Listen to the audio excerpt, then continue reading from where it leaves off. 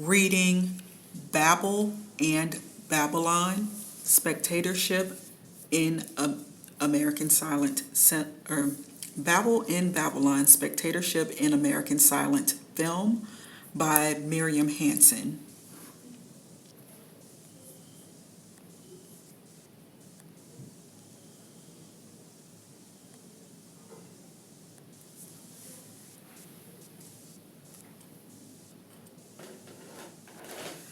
Introduction: Cinema Spectatorship and Public Life.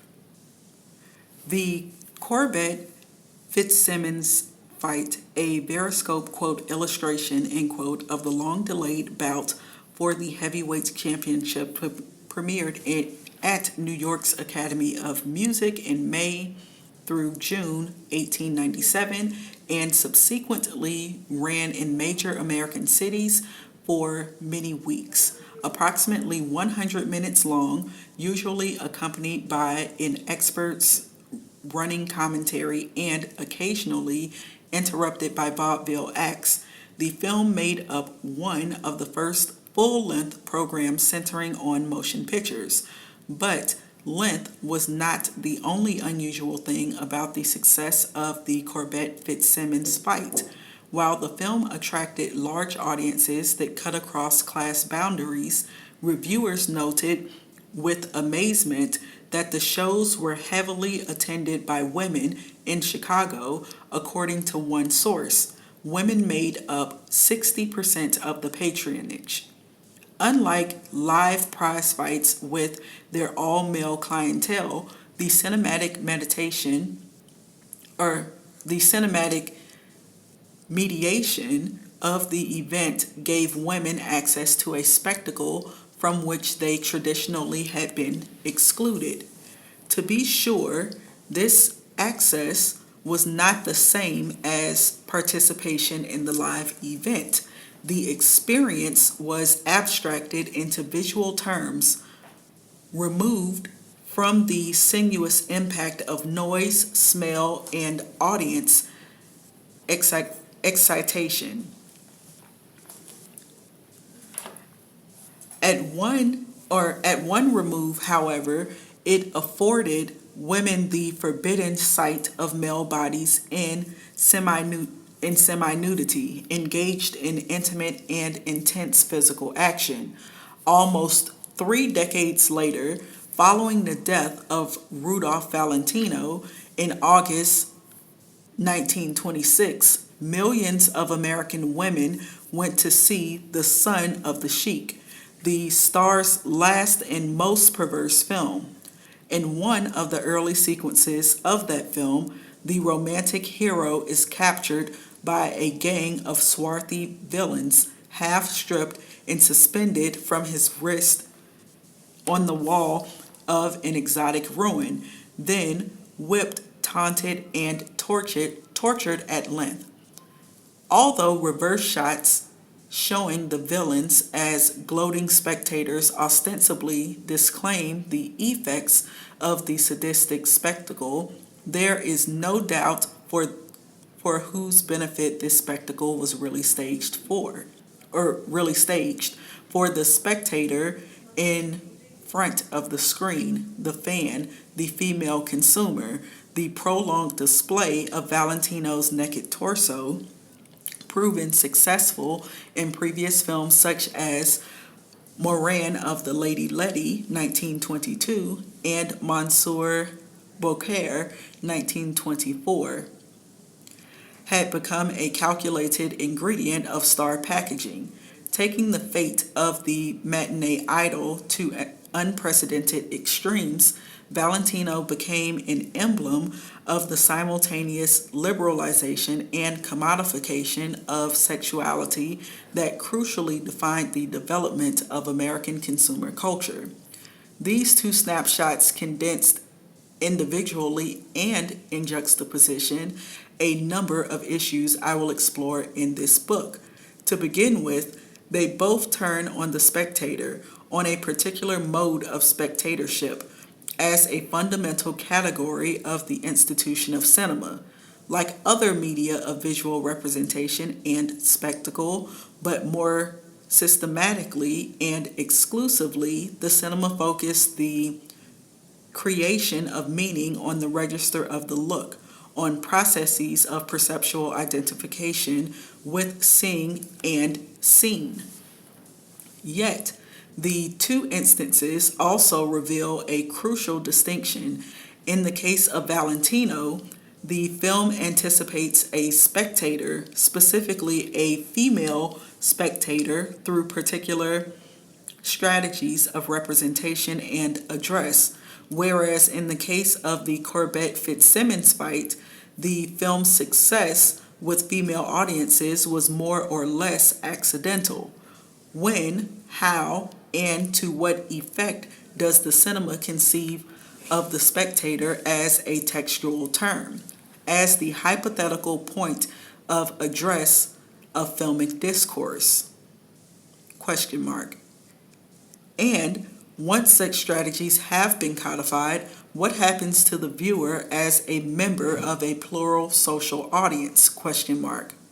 The two vignettes speak of spectatorship in pronounced terms of gender and sexuality, as visual pleasure revolves around the display of bodies of the opposite sex. Yet, because the bodies in question are male and the beholders female, the configuration of vision and desire seems to violate the standing taboo in patriarchal culture. The taboo on an active female gaze, linked to the woman's traditional position as object of spectacle. This taboo operative in different ways in high art and popular entertainment alike had not yet been elaborated in specifically cinematic ways when the Corbett-Fitzsimmons fight was made. In the Valentino films, however, it served as a backdrop for a self-conscious and lucrative transgression. How did the cinema respond to women's massive moviegoing, and how did moviegoing change the patterns of women's lives? Question mark. What I wish to suggest with the juxtaposition of the two vignettes is that the emergence of cinema spectatorship is profoundly intertwined with the transformation of the public sphere. In particular, the gendered itineraries of everyday life and leisure.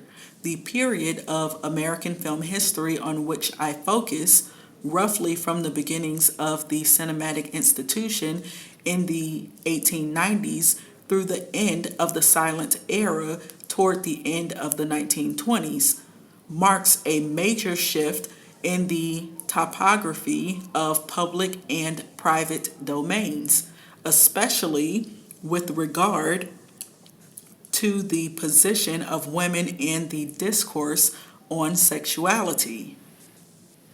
What changed were not only the standards by which certain realms of experience could be articulated in public while others remained private, but also the methods by which these delineations were drawn. The very fact of female spectatorship, for instance, assumes a different meaning in relation to the homosocial tradition of popular entertainments as invoked and subverted in the boxing film than from the perspective of the systematic appropriation of female desires by an emerging culture of consumption. To consider the question of spectatorship under the aspect of the public spheres seems especially important in light of developments both within and beyond the discipline of cinema studies, as even film scholars have begun to notice. We are on the threshold, if not already well past it, of yet another major transformation of the public sphere. The new electronic media, in particular the video market, have changed the institution of cinema at its core and made the classical spectator an object of nostalgic contemplation in the manner of Woody Allen's The Purple Rose of Cairo. This does not mean that the category of spectatorship can be dissolved in favor of cynical celebrations of corporate communication or a wide-eyed advocacy of postmodernist participation. On the contrary, now the cinematic spectatorship is becoming sufficiently contaminated with other modes of film consumption, we can trace more clearly its historically and theoretically distinct contours. On the one hand, a specifically modern form of subjectivity defined by popular perceptual arrangements and a seemingly fixed temporality. On the other, a collective, public form of reception shaped in the context of older traditions of performance and modes of exhibition. It is no coincidence that at this historical juncture, spectatorship has become a key issue in scholarly debates, especially since the mid-1970s. The shift of focus from the filmic object and its structures to the relations between films and viewers, between cinema and spectator, was a prime motor in the development of a particular direction in film theory.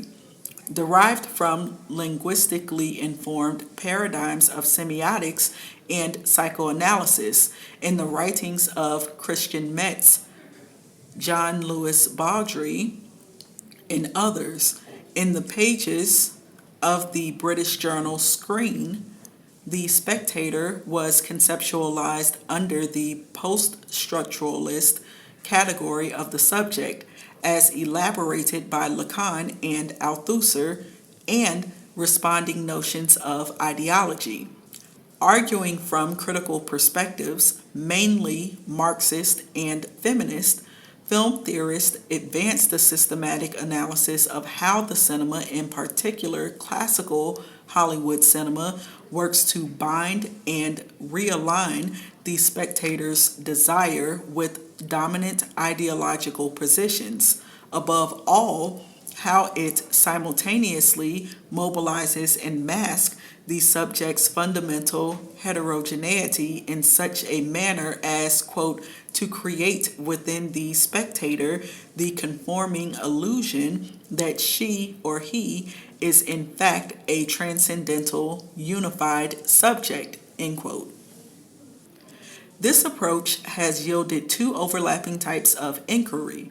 One centers on the concept of the cinematic apparatus, a concept combining basic technological aspects, Althusser's dispositif, and Freudian metapsychology, in which the spectator figures as the transcendental vanishing point of specific spatial, perceptual, social arrangements such as, quote, the darkness of the auditorium and the resultant isolation of the individual spectator. The placement of the projector, source of the image behind the spectator's head, and the effect of the real produced by the classical fiction film, end quote. Whether theorized in terms of the analogy with Plato's cave, the metaphor of the mirror stage, the principles of Renaissance perspective, or the ideological self-effacement of classical continuity conventions, the apparatus refers to the general conditions and relations of cinematic reception, the technologically changing yet ideologically constant parameters of the institution. By contrast, the other type of inquiry is concerned with the step-by-step solicitation of the spectator in the textual system of particular films. Relying on the linguistic concept of, quote, enunciation, end quote, Emile Benveniste, writers such as Raymond Balleur and Stephen Heath develop methods of textual analysis guided by the question of how positions of understanding and subjectivity are being offered to and expected of the film's recipient, how knowledge and authority, pleasure and identification are organized through systematic processes of vision and narration. In either case, the spectator under the the spectator under consideration is not to be confused with the empirical moviegoer as a member of a social audience. Rather, psychoanalytic semiotic film theory deals with the spectator as a term of discourse, an effect of signifying structures. Yet this does not make the spectator simply an, quote, implied, end quote, or, quote, ideal, end quote, reader in the sense of literary reception aesthetics. Instead, the emphasis is on the constitutive tension between the spectator inscribed by the filmic text and the social viewer who is asked to assume certain positions on identification as a process which, on a temporary yet institutional basis, interweaves empirical subjects with the discourse of the subject. Despite the theoretical recognition that there is more to reception than textually and ideologically predetermined subject positions, the spectator of film theory remains a somewhat abstract and ultimately passive entity, although the subject of textual analysis, inasmuch as he or she is engaged in a hypothetical reading, may appear to perform a more active part than the subject of the cinematic apparatus. The concept of enunciation, likewise, implies that the spectator has been duped in some way, since the signifying process depends upon the gratifying illusion by which the viewing subject imagines him or herself as the enunciating author of the filmic fiction. Moreover, as feminist critics from Laura Mulvey to Mary Ann Doan have argued, classical spectatorship is fundamentally gendered, that is, structurally masculinized, which makes textually dominant routes of identification problematic for the female viewer, or for that matter, any viewer who is not male and heterosexual, middle class, and white. Increasingly, therefore, efforts to conceptualize a female viewer have gone beyond the psychoanalytic semiotic framework to include culturally specific and historically variable aspects of reception. In effect, the question of female spectatorship has been a major impulse for film theory to confront empirical levels and formations of reception, such as the industry's catering to female audiences through particular stars and genres. In other words, to take up the contradictions posed by film theory. During the same decade that film theory moved into the forefront of scholarly debate, in a sense constituted itself as a movement, a new discourse, film history, too made a break with the discipline's past by redefining the entire area of research. Film historians, dissatisfied with the traditional surveys of pioneer inventions and great works of film art, set out to revise the standard narratives of American cinema in particular. Through detailed empirical studies like film theory, the new historiography questioned the primacy of the filmic object, of canonized products and oeuvres, and turned its attention to the cinema as an economic and social institution, to relations between film practice and developments in technology, industrial organization, and exhibition practices. The spectator enters these studies as a consumer, as a member of a demographically diverse audience. According to Robert Allen and Douglas Gomery, Even the notion of a socially and historically specific audience is already an, quote, abstraction generated by the researcher, since the unstructured group that we refer to as the movie audience is constantly being constituted, dissolved, and reconstituted with each film-going experience, end quote. This may be an extreme statement of the empiricist case, not necessarily endorsed by Allen and Gomery, but it is indicative of a self-imposed abstinency of the new film history with regard to the social and cultural dynamics of cinema consumption, with discourses and experience and ideology. We seem to be faced with a gap between film theory and film history, between the spectator as a term of cinematic discourse and the empirical moviegoer in his or her democratic contingency. The question, then, is whether the two levels of inquiry can be mediated at all, whether and how the methodologies and insights of each can be brought to bear upon the other.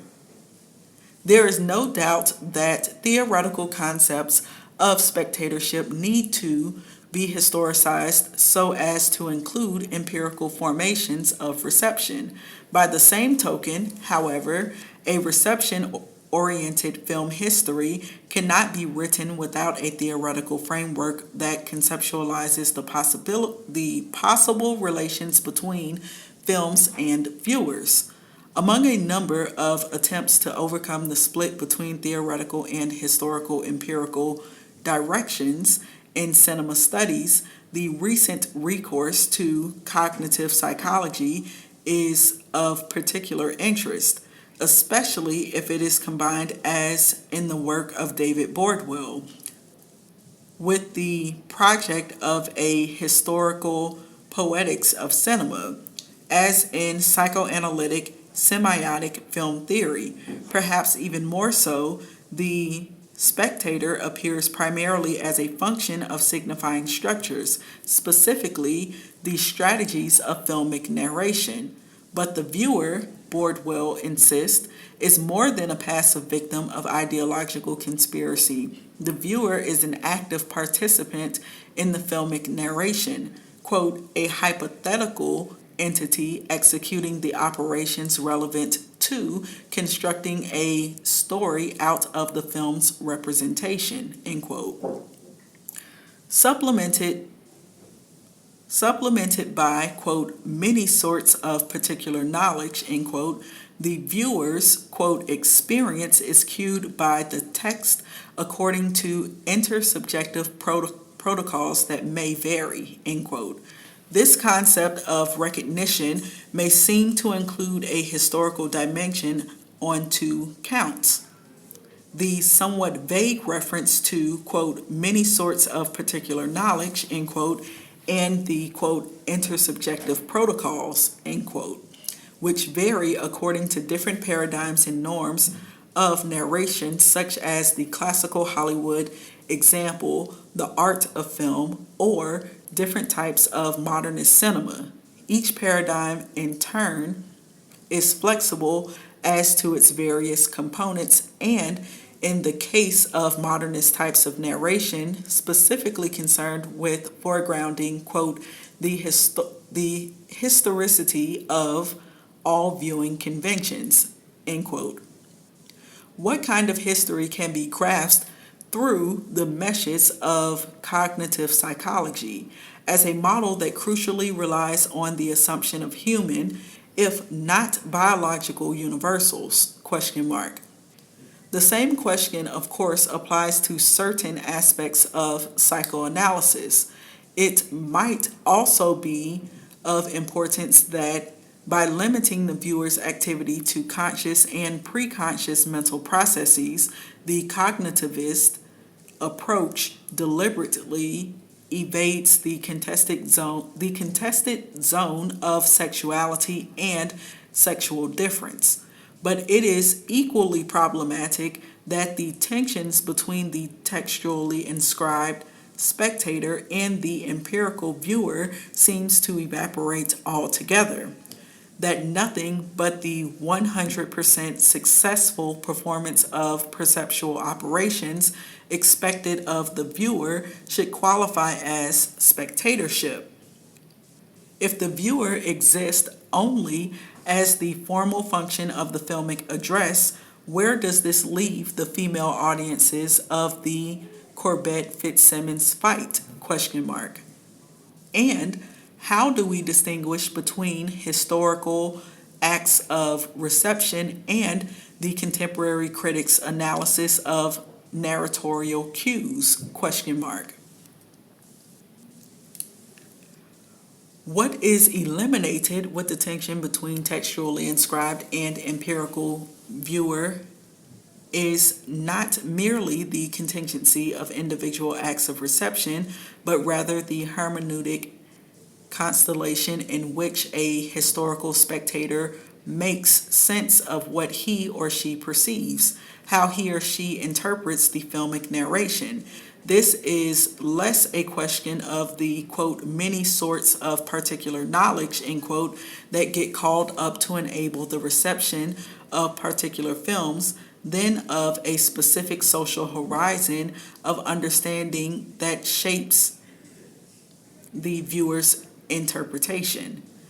That horizon is not a homogeneous storage of intertextual knowledge, but a contested field of multiple positions and conflicting interests, defined, though not necessarily confined, in terms of the viewer's class and race, gender, and sexual orientation. What is missing from any theory that conceptualizes the spectator as a function or effect of a closed, albeit flexible, system, be it the formal codes of narration or the script of ideology, is a place for the public dimension of cinematic reception. The public dimension is distinct from both textual and social determinations of spectatorship because it entails the very moments in which reception can gain a momentum of its own, can give rise to formations not necessarily anticipated in the context of production. Such formations may crystallize around particular films, star discourses, or modes of exhibition, but they are not identical with the structural conditions. Although always precarious and subject to ceaseless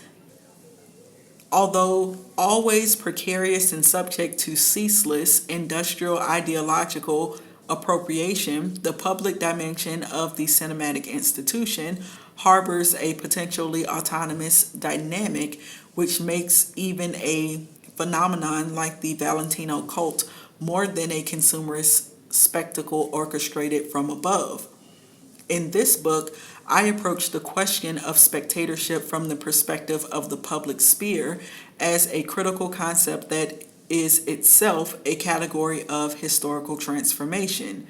In light of the blind spots resulting from the increased specialization of both film theory and film history, the concept of the public sphere offers a theoretical matrix that encompasses different levels of inquiry and methodology. On one level, the cinema constitutes a public sphere of its own, defined by particular relations of representation and defined by particular relations of representation and reception. These depend upon processes specific to the institution of cinema, that is, the uneven development of modes of production, distribution, and exhibition in conjunction with particular forms of film style. At the same time, the cinema intersects and interacts with other formations of public life, which fall into the areas of social and cultural history. In both respects, the question is which discourses of experience will be articulated in public and which remain private, how these delineations are organized for whom, by whom, and in whose interest, how the public as a collective and intersubjective horizon it's constituted and constitutes itself under particular conditions and circumstances. The idea of the quote public end quote and the concomitant distinction of public and private has a vast history, which has been taken up by various traditions of social and political thought. In the American tradition, for instance, by writers like John Dewey, C. Wright Mills, Hannah Arendt, and Richard Sennett. More recently, it has been of concern to social and women's historians, particularly in studies of mass and consumer culture. Although I draw on some of this work, I rely primarily on the German debate on the public sphere, initiated by Jürgen Habermas's 1962 publication of The Structural Transformation of the Public Sphere. This debate not only offers the most elaborated theoretical framework on the topic so far, but also implies a number of significant trajectories because of the context in which it was elaborated. Discussions on the conditions of culture under advanced capitalism in the tradition of the Frankfurt School, in particular Horkheimer and Adorno's dialectic of enlightenment, the development of the German New Left and the quote alternative movements end quote of the or quote alternative movements end quote of the 1970s, including the women's movement, which adopting a concept from Oscar Neget and Alexander Kluge defined themselves as quote oppositional end quote or quote counter public spheres end quote. And finally, the conception of the cinema in terms of the public sphere in Kluge's writings, films, and media politics. Unlike sociological attempts to conceptualize the quote public end quote in typological and functionalist terms or traditional political theories, efforts to ground it in idealized versions of the Greek polis, Habermas sets out to reconstruct the public as a fundamentally historical category linked to the emergence of bourgeois society under liberal capitalism. He complicates, quote, the standard dualistic approaches to the separation of public and private in capitalist societies, end quote, by establishing the, quote, public sphere, end quote, as a fourth term, distinct from the Hegelian trinity of family, state, and civil society, terms which in turn participate in the dialectic of private and public. Habermas traces the constitution of the bourgeois public sphere in the informal association of private persons vis-a-vis and in opposition to the, quote, sphere of public violence, end quote, the state, the realm of the, quote, police, end quote. The forms of civil interaction that defines this new type of association, equality, mutual respect, general accessibility, and potential openness to all subjects and subject matter, are based on an autonomy grounded in the private realm. That is, civil society and its property relations, commodity circulation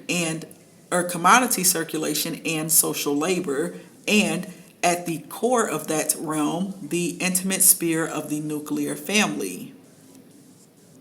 Yet, as the public emerges as an area in which social status is suspended, it brackets economic laws and dependencies, thereby suppressing the material conditions of its historical possibility, its very claim to expressing and representing a discourse of general, quote, merely, end quote, or, quote, purely, end quote, human concerns depends upon the assertion of separateness from the sphere of economic necessity, competition, and interest. What distinguishes such an assertion from earlier formations of public life, for instance in the Greek polis, is that it is subtended by a specific form of subjectivity, rooted in the sphere of familial intimacy. That this subjectivity is articulated through the symbolic matrix of culture, especially writing, reading, and literary criticism, activities which challenge the interpretive monopoly of church and state authorities. As culture emerges in the modern sense as a commodity that pretends to exist for its own sake, it functions as the, quote, ready topic of a discussion through which an audience-oriented public comes bezagene subjectivity communicated with itself, end quote. In the rehearsal of critical reflexivity and intersubjectivity argument, cultural discourse, raisonnement, as it unfolds in the 18th century institutions of the French salons, the English coffee houses, book clubs, and the press, prepares the ground for political emancipation and the rise of hegemony of the bourgeois public sphere. At the same time, this mutual empowerment of politics and culture depends upon the idealization of its source, the nuclear family, as the mainstay of a private autonomy whose economic origin and contingency are denied. The identification of property owner and patriarchal head of the family with human being provides the linchpin for the fictive unity of the bourgeois public sphere. As this sphere disintegrates, the idea of humanity collapses into the ideology that naturalizes the subjectivity of a particular class as, quote, generally human, end quote. Habermas's concept of the public sphere has a dual function. As a historical category, it offers a model for analyzing fundamental changes in relations among economy, society, and state, and in the conditions and relations of cultural production and reception. Once institutionalized, the idea of the public becomes a normative category which, though never fully realized, is effective as a standard for political critique. As a regulative principle, then, the emphatic sense of the public outlives its Enlightenment origins. It overlaps with the dimension that Habermas, in his later work, has theorized as the ideal of undistorted, domination-free communication. In a similar, even more partisan way, Richard Sennett reconstructs the 18th century public sphere as a model for the, quote, conditions under which human beings are able to express themselves forcefully to each other, end quote. Much as the emphatic connotation of the public sphere seems indispensable, especially in light of scientific claims that would use the notions of public and private as, quote, purely, end quote, descriptive tools, the oscillation between a historical and a normative concept of the public is problematic for at least two reasons. For one thing, the history of the public sphere subsequent to its early bourgeois formations can be conceived only in terms of disintegration and decline, which obviously poses problems for dealing with the cinema and other modern mass media. Another, perhaps more fundamental, problem concerns the relationship between idea and ideology in the conceptualization of the public sphere. are the contradictions between idea and ideology an effect of historical decline, or does this decline reveal the ideological inscription of the bourgeois public sphere from its inception in its very constitution? Question mark. The latter is of particular significance for the place of women in relation to the public sphere. As feminist historians begun to demonstrate, the bourgeois public sphere is gendered from the start as an arena of virtuous action and civilized action or civilized interaction for the quote public man, end quote. By contrast, a quote public woman, end quote, was quote a prostitute, a commoner, a common woman, end quote. Habermas himself notes a gender discrepancy in the constituencies of the literary and the political public, whose symbiosis is crucial to his argument. Although women and social dependents make up the majority of the reading public, which mediates familial subjectivity with public discourse, they are excluded from the political public sphere by virtue of both law and brute fact. Despite his persistent critique of the bourgeois family, the denial of its economic origin, the ideological fusion of human being with property owner, and paternal authority, the sexual imbalance that sustains the fiction of quote private autonomy, end quote, remains marginal to Habermas's theory. His basic conception of the public sphere is gender neutral. However, as Joan Landis argues in her study on the French Revolution, which revises Habermas's framework from a feminist perspective, quote, the exclusion of women from the bourgeois public was not incidental but central to its incarnation, end quote. Hence, quote, the bourgeois public is essentially not just contingently masculinist, and the characteristics serves to determine both its self-representation and its subsequent, quote, structural transformation, end quote, end of quote.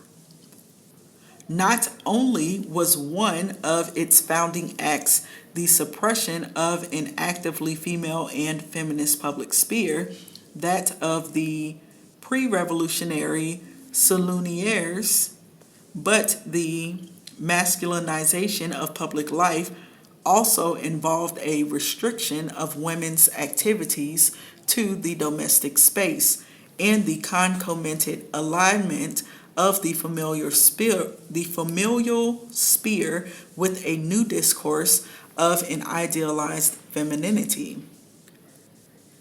The asymmetries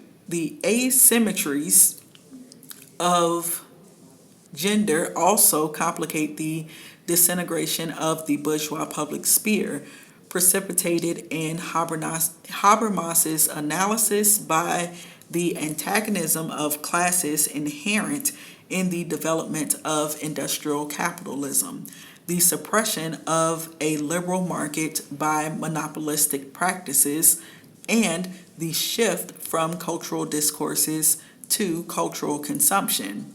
For Habermas, the industrial dissemination of cultural products is structurally incompatible with the possibility of public discourse. Quote, the web of public communication unraveled into acts of individuated reception, however uniform in mode, end quote. Like Horkheimer and Adorno before him, Habermas does not simply blame the commodification of art as much.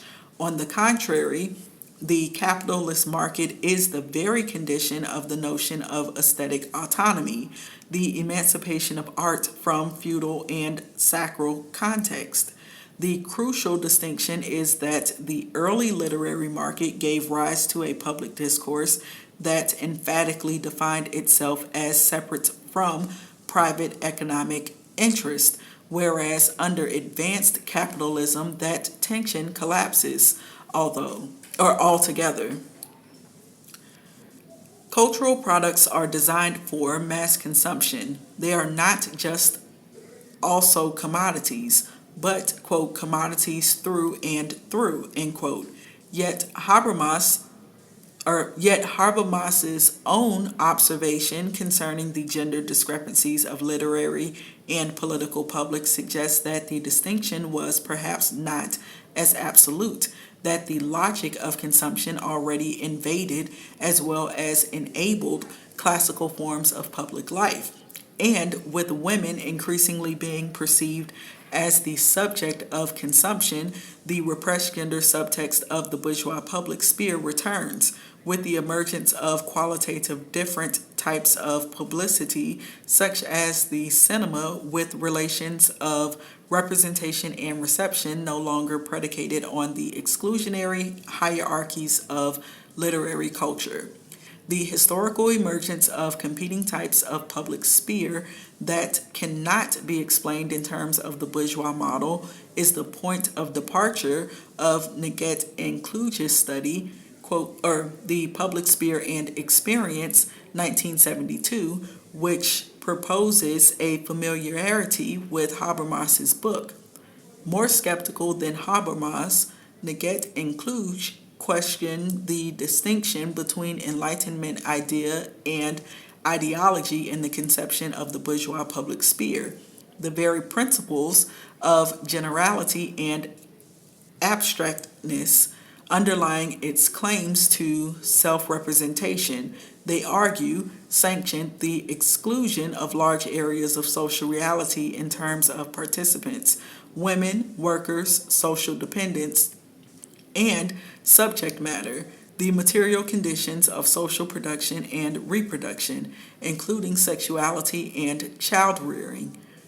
Furthermore, Neget and Kluge observe Habermas's conceptual grounding of the public sphere in the historical emergence of a reading public turns into a heuristic limitation when he dismisses any non-bourgeois public formations as mere variants of, respectively, a, quote, plebeian, end quote, illiterate, end quote, or a, quote, post-literary, end quote, public sphere.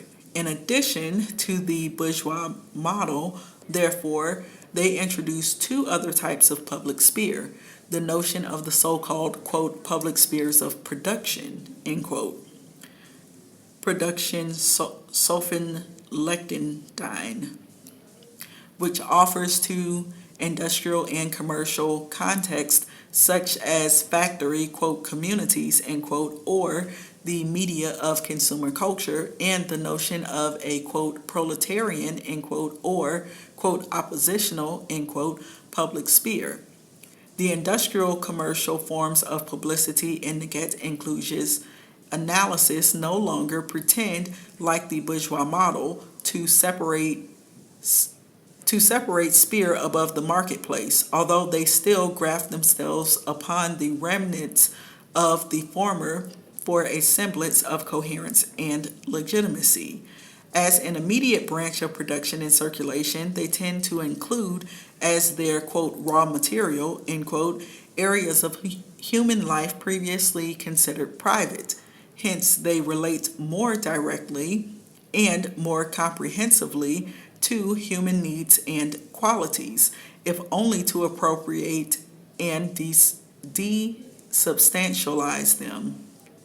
However, even in the capitalist reproduction of such needs, Neget and Kluge contend a substantially different function of the, quote, public, end quote, comes into view. That of a, quote, social horizon of experience, end quote, the experience in particular of those excluded from the dominant space of public opinion. Unlike Habermas, who focuses on the structural possibility of public discourse, Neget and Kluge emphasize questions of social constituency, of concrete needs, interest, and power. The political issue is whether and to what extent a public sphere is organized from above, by the exclusive standards of high culture or the stereotypes of commodity culture, or by the experiencing subjects themselves on the basis of their context of living, Lebenszusammenhang. That Lebenszusammenhang, as a counter-concept to the bourgeois public sphere, but also in opposition to the industrial commercial variants. Neget and Kluge call this alternative type of public sphere, quote, proletarian, end quote, a term that epitomizes the historical subject of alienated labor and experience. Historically, they assert, rudimentary and ephemeral instances of a, quote, proletarian, end quote, public sphere have already emerged. Their examples include English Chartism, Italian maximalism, and certain moments in the October Revolution, in the fissures, overlaps, and interstices of nonlinear historical processes. As a discursive construction, they insist it could be derived from its negation, that is, from hegemonic efforts to suppress, destroy, isolate, split, or assimilate any public formation that suggests an alternative organization of experience.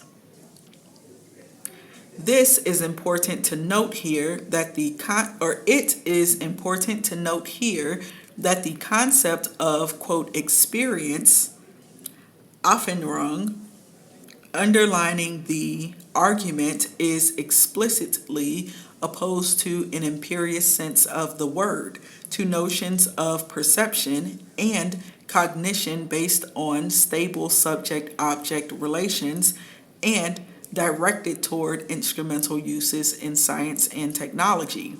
Neget and Kluge assume instead a rather complex theory of experience in the tradition of Adorno, Krakauer, and Benjamin. Experience as that which mediates individual perception with social meaning,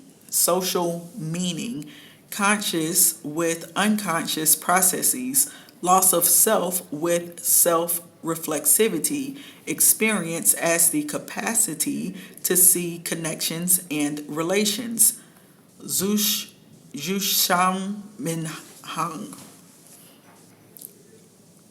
Experience as the matrix of conflicting temporalities of memory and hope, including the historical loss of these dimensions.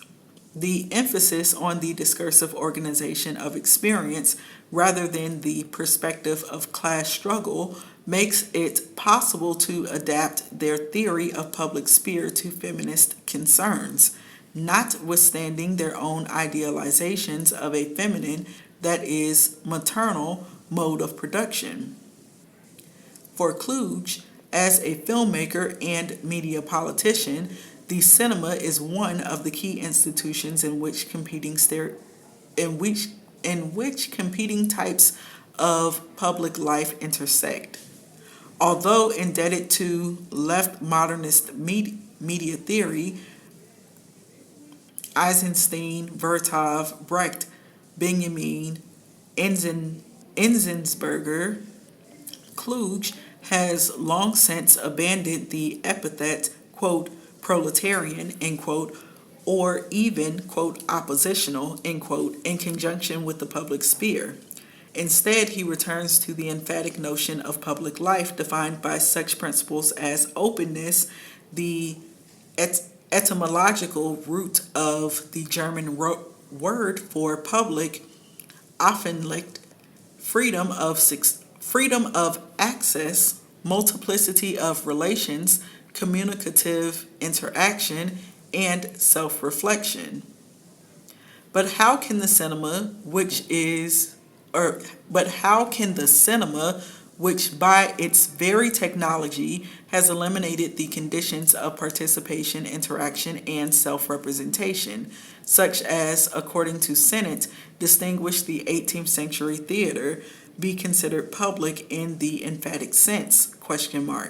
In an interesting revision of Benjamin's essay, quote, The Work of Art in the Age of Mechanical Reproduction, end quote, 1935 through 36, Kluge suggests that the historically significant watershed is not between the cinema and the, quote, classical arts, end quote, but between the cinema and television, or specifically in West Germany, the entire fleet of the privately owned, quote, new, end quote, electronic media, in light of recent upheavals affecting the European media map. He concludes that, quote, the cinema belongs to the classical public sphere, end quote. Benjamin's statement that film precipitates the disintegration of the, quote, aura, end quote, Kluge observes, is hyperbolic. While aspects of the classical aura did disappear with the invention of cinema, new forms of auratic experience have entered the movie theater as a result of the particular relationship between film and audience. The structural affinity between the film of the screen and the, quote, quote, the film in the spectator's head, end quote. Like Benjamin himself, Kluge tries to salvage the experiential possibilities of the disintegrated aura for a secularized public context. An element of reciprocity, quote, to invest a phenomenon with the capability of returning the gaze, end quote, of intersubjectivity and memory. Thus, the reciprocity between the film on the screen and the spectator's stream of associations becomes the measure of a particular film's use value for an alternative public sphere. A film either exploits the viewer's needs, perceptions, and wishes, or it encourages their autonomous movement, fine-tuning, and self-reliance. Such a possibility requires a third term: the other viewer, the audience as collective, the theater as public space, part of a social horizon of experience. This aspect distinguishes Kluge's notion of spectatorship as the process that organizes experience in and through the cinema, most clearly from the directions in film theory and film history.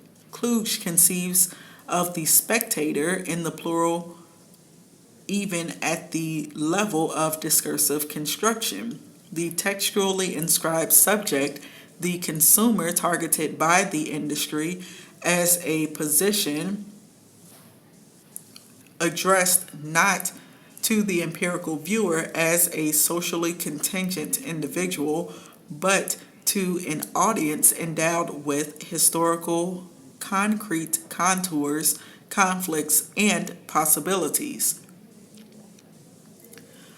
While the trope of the film in the spectator's head no doubt encompasses psychoanalytic dimensions, it is doubly contextualized both within a particular public sphere, constituted by an ad hoc social audience, a particular site, phase, and mode of exhibition, and by the public horizon, which is produced and reproduced, appropriated, and contested in the cinema as one among a number of cultural institutions and practices.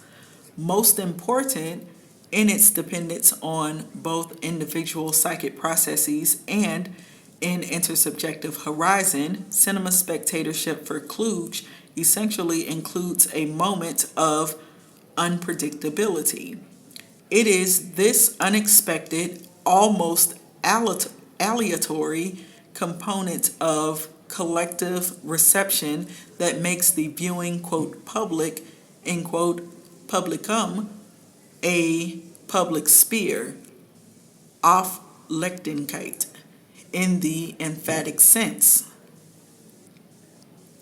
A conceptual framework developed primarily in relation to the European public sphere cannot simply be applied to an American context.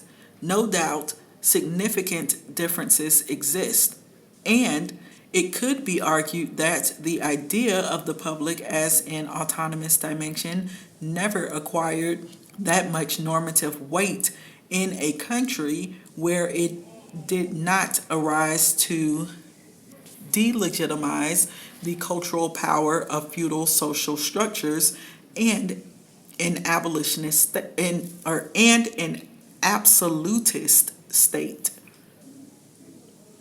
Yet there are important parallels, especially with regard to the gender subtext of the bourgeois public sphere, the hierarchic segregation of public and private as male and female domains.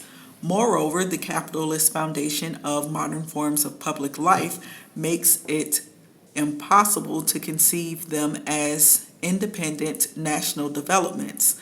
Indeed, for the process of transformation, in Habermas's terms, the disintegration of the bourgeois public sphere, the American, quote, culture industry, end quote, emerges as the hegemonic model and material cause for the direction of mass cultural production and reception in European countries and elsewhere.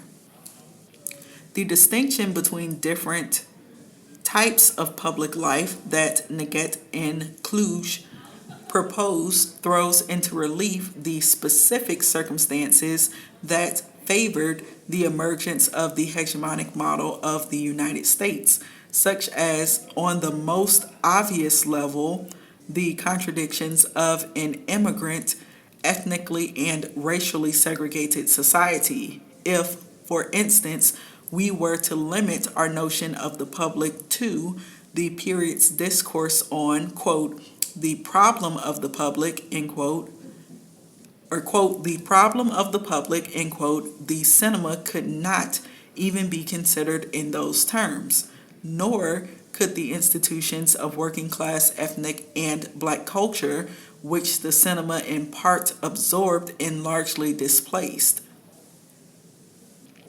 For progressive era intellectuals such as Walter Lippmann, who criticized the function and ideology of, quote, the public, end quote, the concept itself remained uncontested, more or less synonymous with, quote, public opinion, end quote.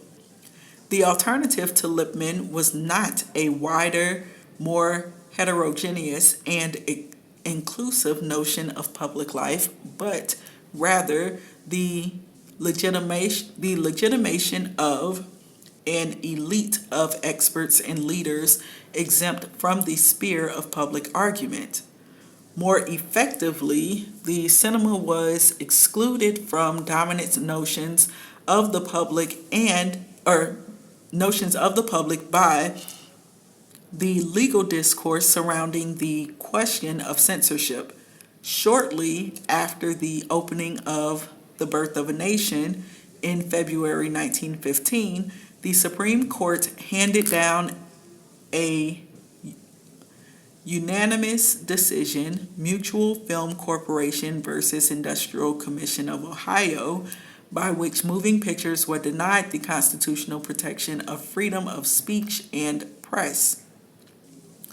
Quote, it cannot be put out of view, end quote, the court wrote, that their exhibition is, quote, a business pure and simple, originated and conducted for profit, like other spectacles, not to be regarded as part of the press of the country or as organs of public opinion, end quote.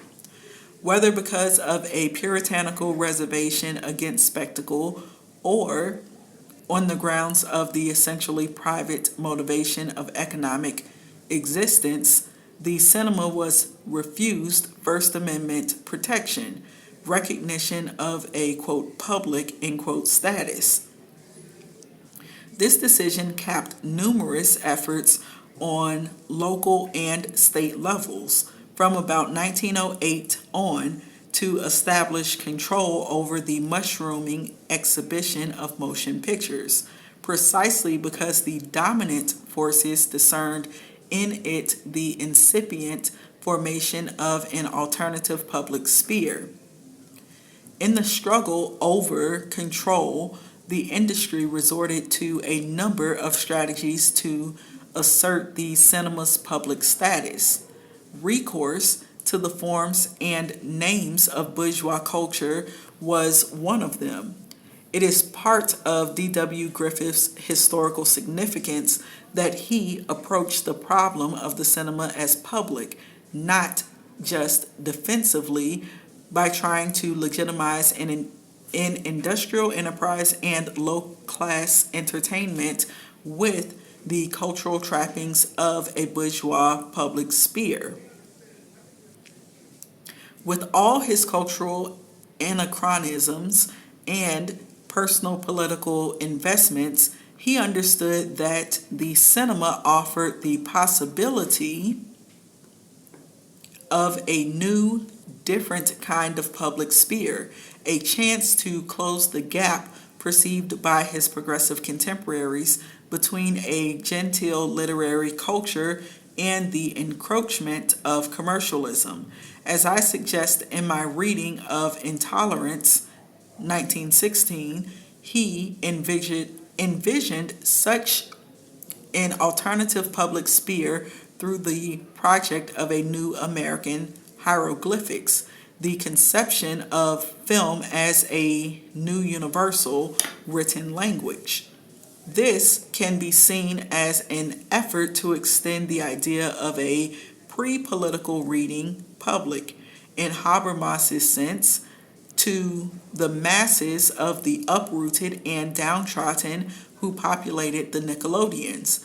At the same time, Griffith's vision of a new public sphere tried to exercise the psychosexual forces unleashed by the very development that had enabled him to have his vision. The contradictory dynamic of consumption and female subjectivity, which crucially determined the structural transformation of public life in, through, and around the cinema.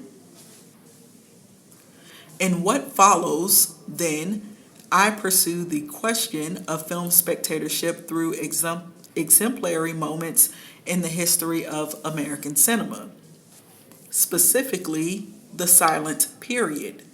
First, I trace the emergence of the category of the spectator as a historical construction that does not necessarily coincide with the invention of cinema.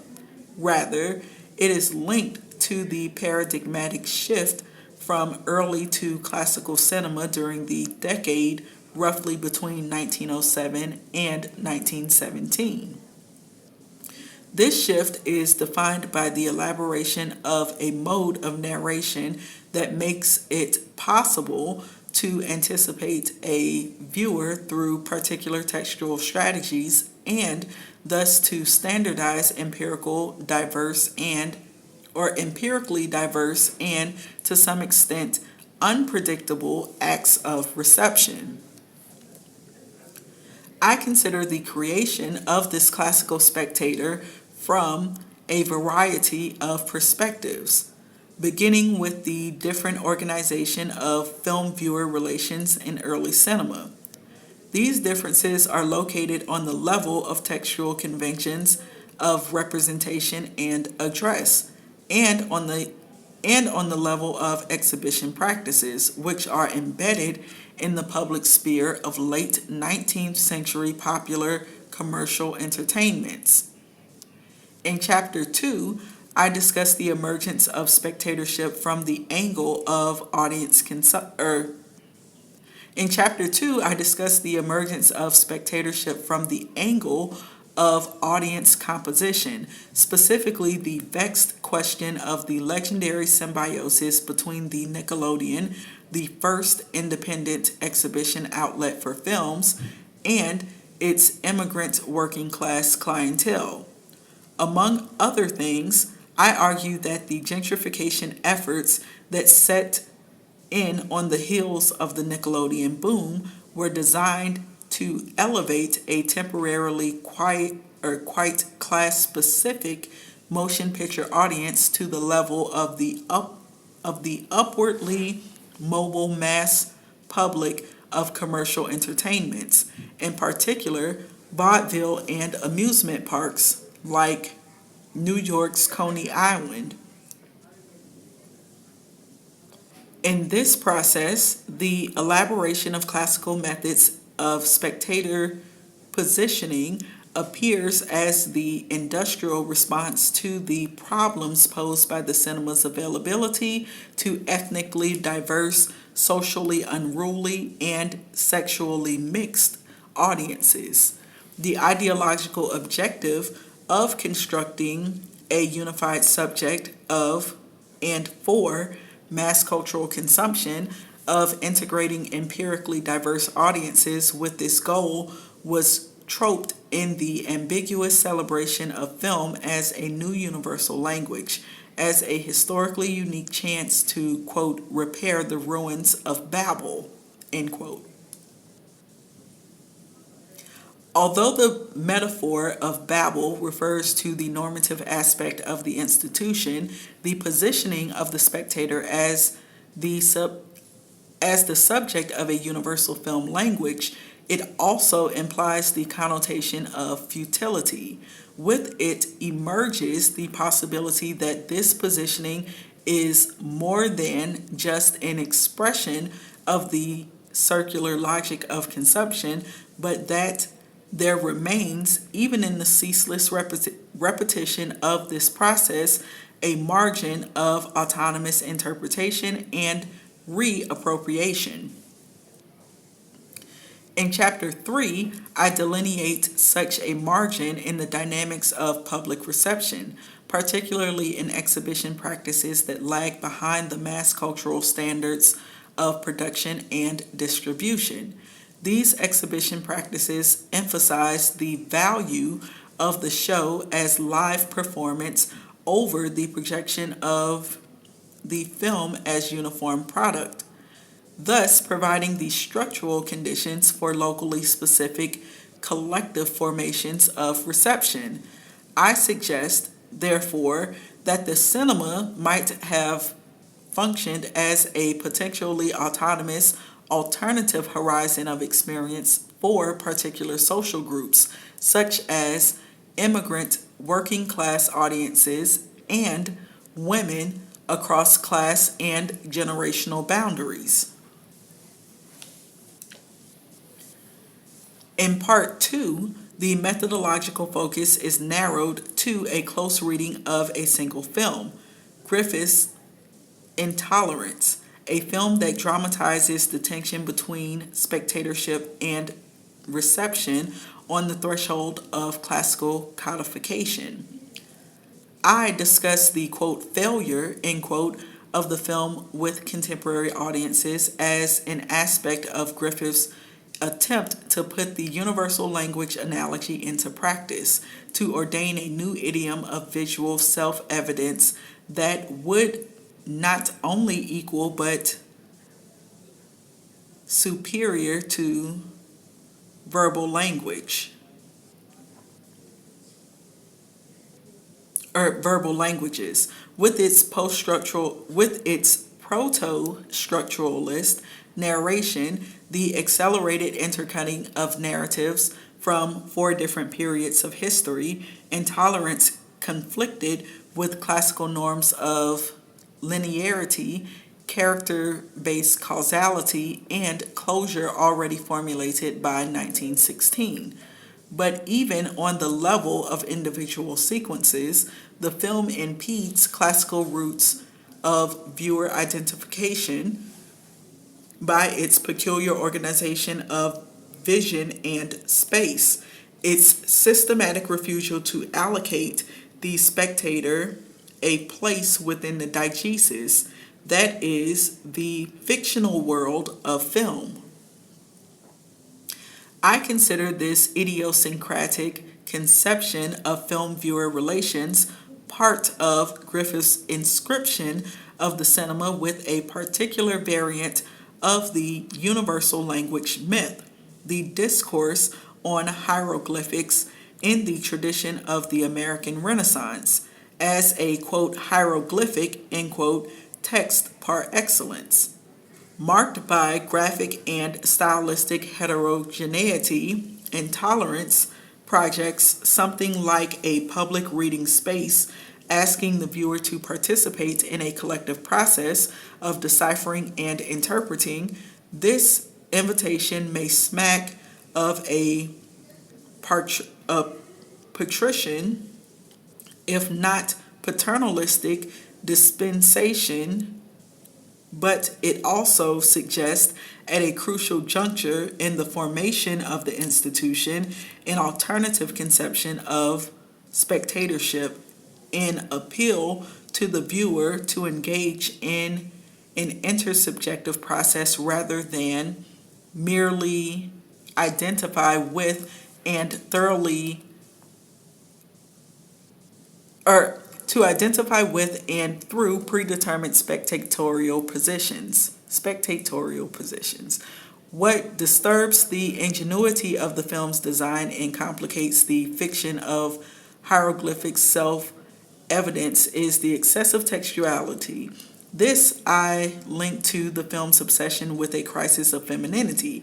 I trace this countercurrent both through structures of gender vision and in the film's violent and ambiguous figurations of the single woman, the spinster, the bereft mother, the murderer, the prostitute, while the film's guiding emblem of the woman who rocks the cradle still invokes the 19th century ideology of domesticity, the doctrine of a separate female sphere, the modernity of intolerance lies in its recognition that the boundaries between public and private are irrevocably blurred, no longer capable of containing the real or projected expressions of female desire. The historical basis of much of Griffith's fear and fascination was the female consumer who, especially after World War I, became the primary target of Hollywood publicity and products. In part three, I discuss the contradictions posed by this development, the industry's massive catering to women viewers in a medium that increasingly depended for the kinds of pleasure it offered the viewer on a patriarchal organization of vision along the axis of sexual difference. Reopening the focus of investigation halfway, this part deals with a single star, Valentino, and the contradictions of female spectatorship that erupted around him. As a scandal that simultaneously promoted his stardom, Valentino's career became a function of the discourse of female sexuality, compounded by the transgressive appeal of his ethnic otherness and deviant masculinity. I pursue this configuration on the levels of star publicity and of the particular scenarios of vision and identification that structure his films. This conflict between short-term marketing interest and a long-range patriarchal orientation of the institution made Valentino a catalyst for major changes in gender roles and relations, a figure oscillating between stereotypes of romantic love and visions of erotic reciprocity. Whatever the ideological inscriptions of his films, their spectacular reception gave rise to a female subculture as distinct as the 19th century cult of domesticity. This subculture, if more short-lived, was also more threatening, for it challenged the sexual economy of the relations of representation and reception and temporarily derailed the consumerist appropriation of female desire into the dynamics of public life. The title of this book, Babel and Babylon has one reference point in the conflation of the universal language myth with the polymorphously perverse phantasmagoria of Griffith's Babylon. No doubt it was also inspired by the popular reputation of Hollywood as Babylon, the whore, rather than the ideal civilization. Kenneth Anger's trivia classic Hollywood Babylon opens with a still of the Babylonian set of intolerance, exposing the seamy sides of the studio era. Anger allocates Valentino a central place in that tradition. The juxtaposition of Babel and Babylon is programmatic